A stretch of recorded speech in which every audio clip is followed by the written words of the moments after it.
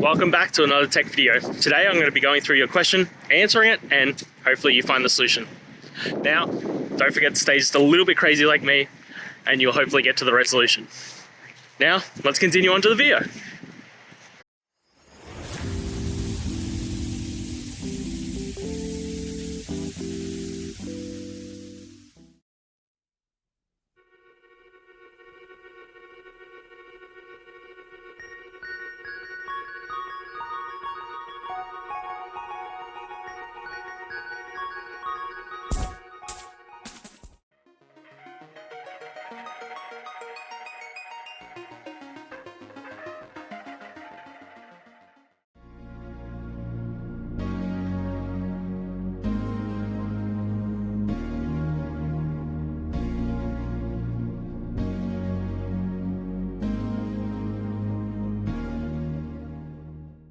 And that's it, guys.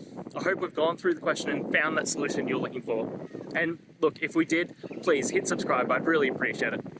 And until the next time you need technical help, I hope you have a good one. Cheers.